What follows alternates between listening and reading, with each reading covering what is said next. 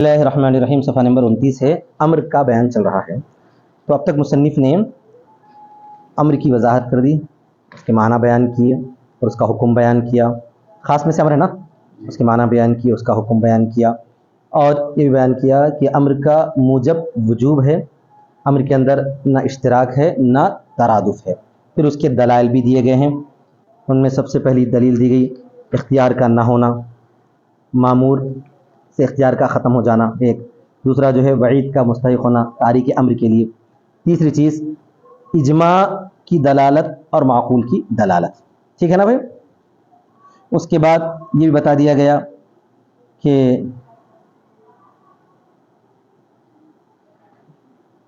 صفحہ نمبر 28 ہے نا، ولی دلالت الاجماع والمعقول ہو گیا، ہاں سما شرح سے پڑھنا ہے، ٹھیک ہے۔ صفحہ نمبر 29 سے آج پڑھیں گے۔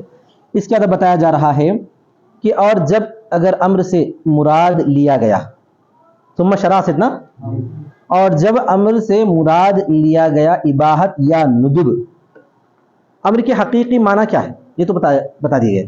امر کے حقیقی معنی آتے ہیں وجوب، امر کے حقیقی معنی آتے ہیں مان لو کہ اس کے علاوہ بھی اور معنی ہے، اس کے علاوہ بھی اور معنی ہے۔ اب وہ دوسرے معنی اگر لیے گئے ہیں تو اس وقت وہ حقیقی معنی ہوں گے کہ یا مجازی معنی ہوں گے؟ آئی بات سمجھ میں؟ ہم اب تک جو پڑھے اس سے تو یہ سمجھ میں آتا کہ جب امر کی جو حقیقی معنی وجوب ہے تو دوسرے معنی جو مجاز رہیں گے، کیا سمجھ میں آتا ہے؟ مجاز رہیں گے، سمجھ میں آتا نہیں آتا؟ لیکن بعض لوگ یہ مان کے چلتے ہیں کہ امر کے حقیقی معنی کئی ہیں، مشترک ہے۔ امر کے حقیقی معنی کیا ہے؟ مشترک ہے۔ ان میں سے جب کوئی ایک معنی لے لیا گیا ہے تو اب دوسرے معنی جو ہے مراد نہیں رہیں گے، لیکن جب دوسرے معنی لے لیے گئے ہیں تو وہ بھی اپنے حقیقی معنی میں استعمال ہے، بولتے ہیں کچھ لوگ کیا بولتے ہیں؟ استعمال آ رہا نا؟ یہ دونوں کا فرق ہے، ہمارے مصنف وہ دونوں باتیں ذکر کر رہے ہیں۔ سمجھ گیا آصف میاں؟ کیا سمجھے؟ دو رائے ہیں۔ امر کا لفظ جب دوسرے معنی کے لیے بولا جائے، یعنی وجوب کے علاوہ دوسرے معنی کے لیے بولا جائے، مثال وجوب کے لیے یا اباحت کے لیے بولا جائے، تو اس وقت وہ اپنے حقیقی معنی میں استعمال ہوگا کہ یا نہیں؟ ہم اب تک جو پڑھے اس سے تو یہ واضح ہوتا ہے کہ امر کے حقیقی معنی وجوب ہے، جب وہ دوسرے معنی کے لیے استعمال کیا جائے گا قرینے کی وجہ سے تو اس وقت اس کو مجازی معنی بولیں گے، یہ سمجھ میں آتا ہے۔ لیکن سب کی رائے یہ نہیں ہے، بعض حضرات یہ بھی رائے دیتے ہیں کہ ایسا نہیں ہے، بلکہ اگر امر کے دوسرے معنی بھی لیے جائیں قرینے کی وجہ سے تو وہ بھی اپنے حقیقی معنی میں ہی استعمال ہو رہا ہے، کچھ لوگ ایسا بولتے ہیں، ٹھیک ہے۔ پڑھیے، پھر شروع کیا ہے مصنف نے اس بات کے بیان کو کہ انہ اذا لم یرد بالامر الوجوب فماذا حکمہ، جب نہیں ارادہ کیا جائے امر سے وجوب کا تو کیا ہوگا اس کا حکم؟ کیا ہوگا اس کا حکم؟ چنانچہ فرمایا وَإِذَا أُرِيدَتْ بِهِ الْإِبَاحَةُ أَوِ النُّدُبُ، اور جب ارادہ کیا گیا اس سے اباحت کا یا ندب کا، جب ارادہ کیا گیا اس سے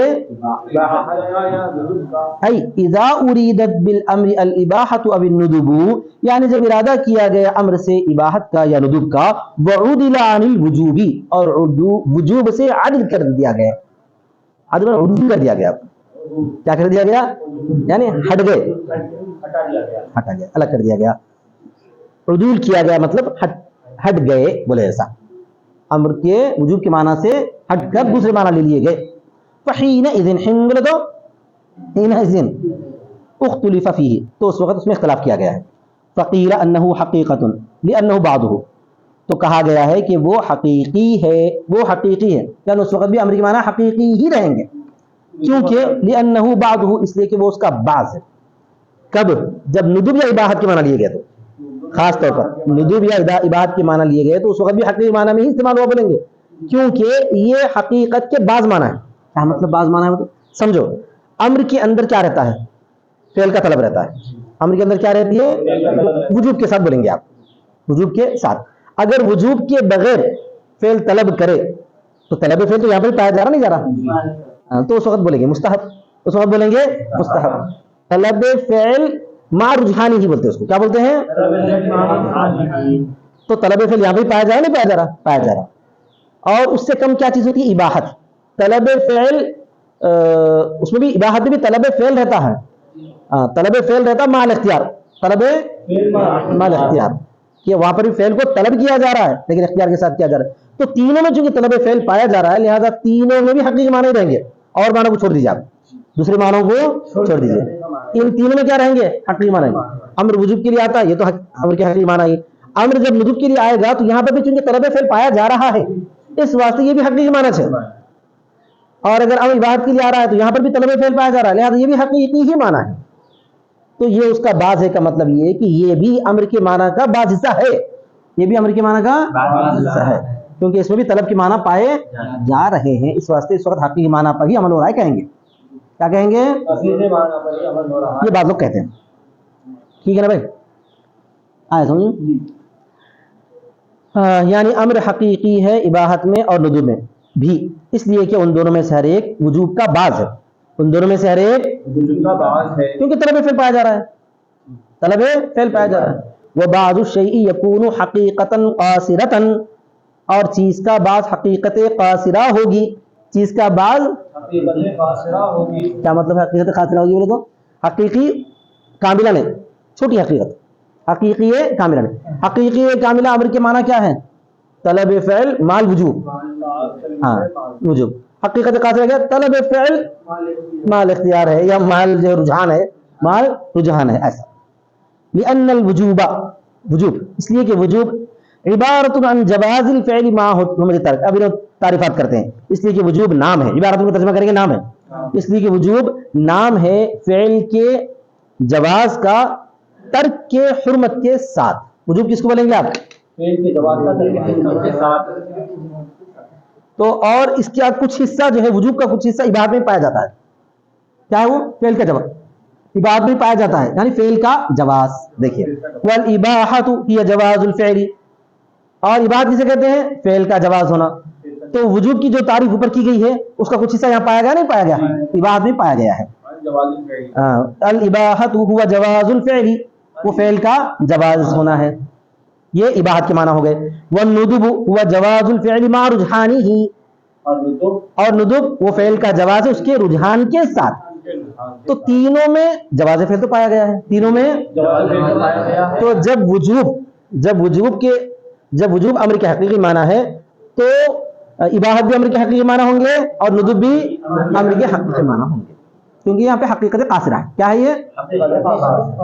فیکون کل منہما مستعملا فی بعض معنی الوجوب، ان دونوں میں سے ہر ایک استعمال کیا ہوا ہے وجوب کے معنی کے بعض میں. وجوب کے معنی کے بعض میں یہ دونوں میں کی ہر ایک کی تعریف کچھ نہ کچھ آئی ہے. سمجھ میں آ گیا نا؟ جواز الفعل کی بھی کا لفظ عبادت میں بھی آیا ہے، جواز الفعل کا لفظ ندب میں بھی آیا ہے. جب وجوب کا جو لفظ ہے وہ ان دونوں میں بھی آیا ہے تو لہذا یہ بھی وجوب کے معنی رکھتا ہے. سمجھ میں آ گیا؟ وَهُوَ معنى الحقیقت القاصرۃ التي اریدت بلفظ الحقیقت، اور وہی حقیقت قاصرہ کے معنی ہے جس کا ارادہ کیا گیا لفظ حقیقت سے. اور یہ فخر الاسلام کا پسند کیا ہوا، مختار فخر الاسلام، فخر الاسلام نے اسی بات کو پسند کیا ہے. یعنی فخر الاسلام نے یہ کہا کہ اگر امر کے معنی ندب یا اباحت لیے گئے ہیں تب بھی اس کے حقیقی معنی ہے، تب بھی اس کے حقیقی معنی ہے. وقیل لا، اور بعض کہتے ہیں نہیں. زیادہ تر یہی بات زیادہ غور کرنے کے لائق ہے کہ امر کے معنی جب اپنے اصل سے ہٹ گئے، تو اس کو مجازی معنی کہیں گے. چاہے وہ 16 میں سے کوئی معنی لے لو، چاہے یہ ندب اباحت میں سے بھی لے لو، چاہے ندب اور اباحت میں سے بھی لے لو، تو وہ کیا رہیں گے؟ امر کے مجازی معنی ہی رہیں گے. اور کہا گیا ہے کہ نہیں، اس لیے کہ وہ اپنے اصل سے آگے بڑھ گیا. مجاز کس کو بولتے ہیں؟ مجاز اس کو بولتے ہیں جو معنی اپنے اصل سے آگے بڑھ گیا، جو اپنے اصل سے آگے بڑھ گیا. لأنه جاوز اصله، اس لیے کہ وہ اپنے اصل سے آگے بڑھ گیا ہے. یعنی قیل انه ليس بحقیقت حينئذ، اس لیے کہ وہ حقیقت نہیں اس وقت بلکہ مجاز ہے. لأنه قد جاوز اصله، اس لیے کہ وہ اپنے اصل سے آگے بڑھ گیا ہے. اصل کیا ہے؟ وجوب ہے. امر کا اصل معنی کیا ہے؟ وجوب ہے. وجوب چھوڑ کے دوسری طرف چلا گیا، وجوب چھوڑ کے چلا گیا، اباحت کی طرف چلا گیا، تو اب اس کے حقیقی معنی کہاں باقی رہے؟ لأن الوجوب هو جواز الفعل مع حرمت الترک، اس لیے کہ وجوب وہ جواز فعل ہے ترک کی حرمت کے ساتھ. والاباحت جواز الفعل مع جواز الترک، آگے بڑھ گیا، دیکھو معنی جو ہے آگے بڑھ گئے. اور اباحت فعل کا جواز ہے ترک کے جواز کے ساتھ. وهو الندب هو رجحان الفعل مع جواز الترک، اور ندب ہے کہ وہ فعل کا رجحان ہے جواز ترک کے ساتھ. سب میں کیا پایا جا رہا؟ حقیقی معنی سے آگے بڑھ جانا پایا جا رہا. ٹھیک ہے. فالحاصل، اب ہمارے مصنف جو ہے بولتے ہیں کہ من نظر أن من نظر إلى الجنس هو الذي جواز الفعل فقط ظن أنه مستعمل في بعض معناه فيكون حقيقة قاصرة. خلاصہ یہ حاصل کر دو، خلاصہ یہ ہے کہ جس نے نظر کیا ہے جنس کی طرف جو کہ جواز فعل ہے صرف، جو کہ جواز فعل ہے صرف، تو اس نے گمان کیا کہ وہ مستعمل ہے اس کے بعض معنی میں، تو وہ حقیقت قاصرہ ہے. یعنی فخر الاسلام نے جواز فعل کی طرف دیکھا، خالی جواز فعل وجوب میں پایا جا رہا، جواز فعل وجوب میں پایا جا رہا، جواز فعل اباحت میں پایا جا رہا، تو یہ حقیقی معنی بول دیا امریکی. کیا بول دیے؟ حقیقی معنی، وجوب کو بھی اباحت کو بھی. ٹھیک ہے نا؟ تو یہ جنس کی طرف جو آدمی نظر کیا اس نے جو حقیقت قاصرہ کو پیش نظر رکھ کے امریکی حقیقی معنی بول دیا، البتہ حقیقت قاصرہ بول دیا. لیکن ومن نظر الى الجنس والفصل جميعا، اور جس آدمی نے جنس کے ساتھ ساتھ فصل کو بھی نظر میں رکھا، فصل میں ماں کے جو الفاظ ہیں، ماں کے جو الفاظ ہیں وہ فصل ہے، اس فصل کو بھی جس نے جو ہے تعریف کے اندر پیش نظر رکھا اس نے جو ہے یہ معنی بیان نہیں کیا. من نظر الى الجنس والفصل جميعا ظن ان كل منهما معان متباينه وانواع على حدة، اس نے گمان کر لیا کہ ان دونوں میں سے ہر ایک الگ الگ معنی ہے اور علیحدہ قسمیں ہیں، الگ الگ معنی ہیں اور علیحدہ قسمیں ہیں. فلا يكون الا مجازا، لہذا وہ نہیں ہوگا مگر مجاز. اگر اس قسم کے لیے بھی یہ بولا جائے تو پھر مجاز بولیں گے اس کو، اس قسم کے لیے بھی یہ بولا جائے تو مجاز بولیں گے. جیسا کہ جو ہے اسد کا لفظ کسی بہادر آدمی کے لیے بولنا، کیونکہ اسد کے معنی حقیقی الگ ہے، بالکل اسد کے معنی حقیقی بالکل الگ ہے. وہ حیوان کیا بولتے ہیں اس کو؟ ہاں، چیل پھاڑ کرنے والا درجہ، حیوان مفترس. مفترس عربی میں بولنا چاہ رہا تھا، وہ جلدی آ رہا نہیں تھا لفظ. حیوان مفترس، چیر پھاڑ کرنے والا حیوان. ٹھیک ہے نا بھائی؟ واما تحقیق ان هذا الاختلاف في لفظ الامر او في صيغ الامر فمذكور في التلويح بما لا فصل فيه. اور بہرحال تحقیق اس اختلاف کی کہ لفظ امر میں ہے یا صیغ امر میں ہے تو وہ تلویح میں مذکور ہے.